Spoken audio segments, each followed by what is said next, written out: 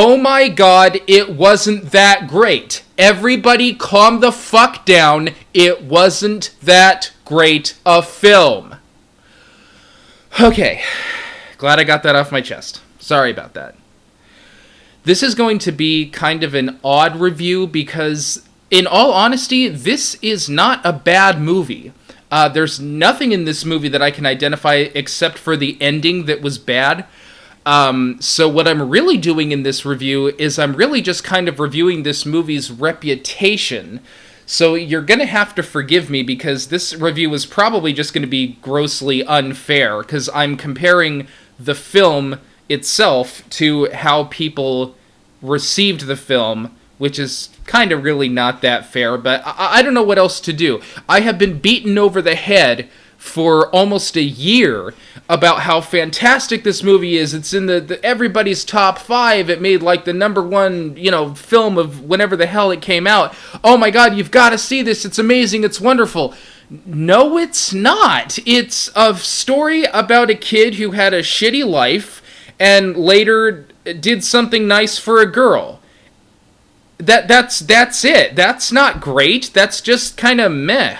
The story is basically as follows. It opens with this kid who was on a game show, the Who Wants to Be a Millionaire, the Indian version, and he won. He almost won. He did very, very well. He was just about to win, and then the people on the show believed that he cheated because how could a kid from the slums possibly know all of these ridiculously complicated questions that weren't actually that complicated, but regardless, okay, so they're the most complicated questions in the universe. This kid had to have cheated, so we're gonna go torture him. What? You're gonna torture a kid over a game show? Okay. So if you buy that, then as he's being tortured, he's like, you don't have to be a genius to answer these questions correctly or to know these things. I didn't cheat. Here's how I knew the answers. And every single question that he was asked conveniently corresponds to an event in his life. And then we get the flashbacks of what his life was like and how he grew up and how he knew the answers to the questions.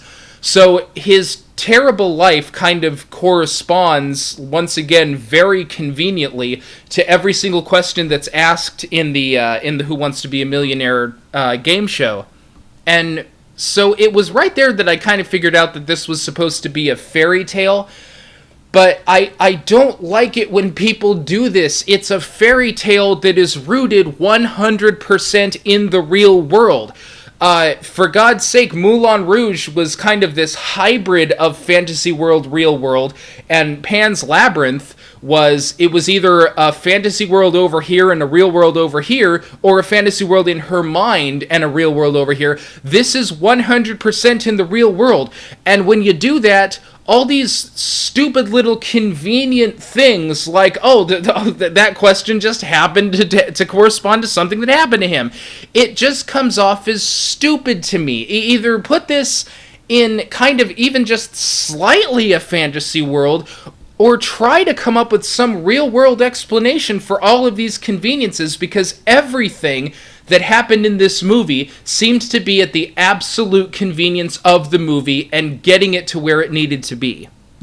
That was the biggest problem I had with this film, is that, like I said, it wasn't bad, but it was 100% contrived. Every single thing in this movie was contrived, and eventually I just felt manipulated from beginning to end. I didn't feel that anything was happening naturally. I didn't think that anything he was doing was in any danger of being derailed. I never thought that he was in any danger of failing, or that he was being challenged by anything. The whole thing was just going through the motions. The characters. God damn, what characters. The main guy is the most stock, generic, bland, one-dimensional, boring protagonist that I've seen in years. I mean, the biggest problem with the protagonist in this movie is that it's not about him.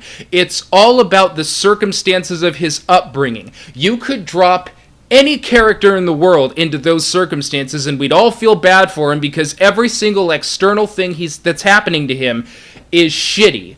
And that counts for some, but you have to put a character in there. This is just an empty guy going through the motions of bad things that happened to him in India.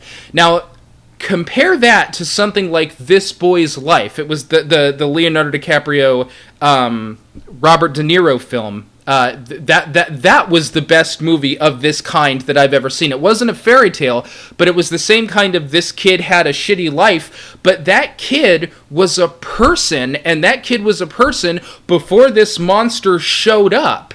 And the reason that his life was so bad is because this horrible, just nasty human being infiltrated his life, and we see how this person who was already a person before that was dealing with it. Once again, this is just a stock guy going through the motions of bad. And it eventually turns out that he meets this girl, never really gets to know her very well, and neither do we. But he keeps coming back for her and keeps coming back for her, and even though he doesn't know her very well because he knows her in his heart, even though he doesn't really know her as a person, and he keeps on trying to save her, and he keeps on trying to rescue her, and he keeps on trying to be with her.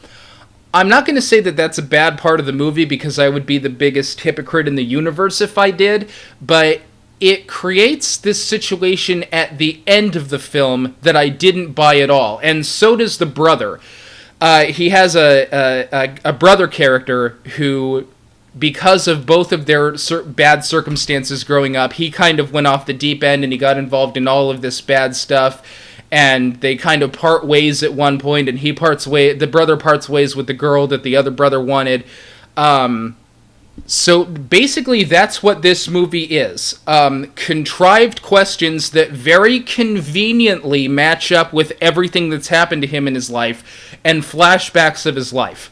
So, and it's just really, everything that happens to him in his life is generic bad. It's bad, and it's probably going to resonate with people on some level, but it's just like, okay, it just feels like a bunch of people sitting in a room, either looking at the book that this was based on, or just thinking to themselves, okay, let's see, what could happen that's bad? He jumps in a pile of shit. Okay, that's bad, let's put it in the movie. Contrived. Now, at the tail end of the movie, it reaches a climax to where he's either going to answer that final question correctly or not. And also at the end of the movie, his brother had basically turned on him. He turned on him a few times in this movie. His brother had made his decision. He's going to stick with this criminal life. He screwed the girl over, something awful. Then at the end of the movie, for absolutely no reason, he says, Oh, I'm not going to do this anymore. I'm going to help these two out. Why? You have to have some motivation for that, otherwise you're just jerking the audience off. Bullshit. He never would have done that in a million years. They gave no reason as to why he had this oh-so-convenient change of heart. He just does so that the movie can end well. And then you have the climax between the protagonist and the girl.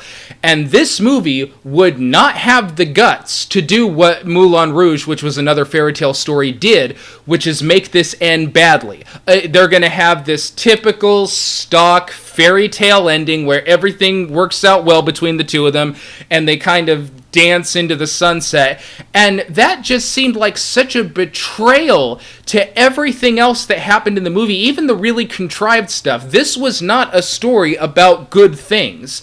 They want this to be a story about good things happening to people who had bad circumstances, but it seems like such a screw-over job to what this movie really was. This movie was about bad stuff happening, and you're just going to drop this Hollywood stock ending on us just to make us all feel good. I didn't like the ending at all, and I didn't really like the movie very much.